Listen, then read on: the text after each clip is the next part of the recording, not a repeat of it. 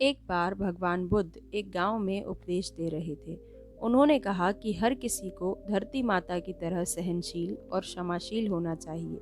क्रोध ऐसी आग है जिसमें क्रोध करने वाला दूसरों को जलाएगा और खुद भी जल जाएगा। सभा में सभी लोग शांति से बुद्ध की वाणी सुन रहे थे, लेकिन वहां स्वभाव से ही अति क्रोधी एक ऐसा व्यक्ति भी बैठा हुआ था जिसे ये सारी बातें बेतुकी लग रही थीं। वह कुछ देर ये सब सुनता रहा, फिर अचानक ही आग बबूला होकर बोलने लगा। तुम पाखंडी हो, बड़ी बड़ी बातें करना यही तुम्हारा काम है। तुम लोगों को भ्रमित कर रहे हो। तुम्हारी ये बातें आज के समय में कोई मायने नहीं रखती। ऐसे कई कटु वचनों को सुनकर भी बुद्ध शांत रहे। उस व्यक्ति की बातों से वह ना तो दुखी हुए और ना ही कोई प्रतिक्रिया दी। यह देखकर वह व्यक्ति और भी क्रोधित हो गया। उसने बुद्ध के मुंह पर थूक दिया और वहां से चला गया। अगले दिन जब व्यक्ति का क्रोध शांत हुआ तो उसे अपने बुरे व्यवहार के कारण पछतावा हो रहा था और वह पछतावे की आग में जलने लगा और बुद्ध को ढूंढते हुए उसी स्थान पर पहुंचा। पर बुद्ध कहाँ मिलते, वह तो अपने शिष्यों के साथ पास वाले एक अन्य गांव के लिए निकल चुके थे। व्यक्ति ने बुद्ध के बारे में लोगों से पूछा और ढूंढते ढूंढते जहां बुद्ध प्रवचन दे रहे थे वहां पहुंच गया। उन्हें देखते ही वह उनके चरणों में गिर पड़ा और बोला, मुझे क्षमा कीजिए प्रभु।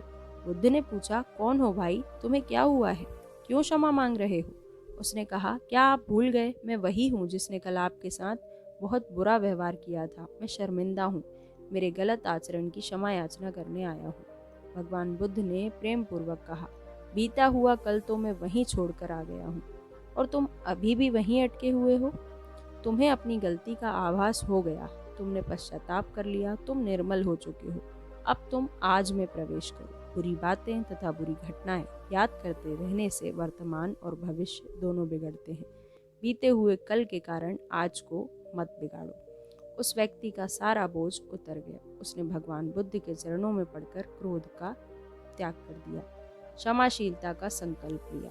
बुद्ध ने उसके मस्तिष्क पर आशीष का हाथ रखा। उस दिन से उसमें परिवर्तन आ गया और उसके जीवन में सत्य, प्रेम व करुणा की धारा बहने लगी। दोस्तों, बहुत बार हम भूतकाल में की गई किसी गलती के बारे में सोचकर बार बार दुखी होते हैं और खुद को कोसते रहते हैं। हमें ऐसा कभी नहीं करना चाहिए।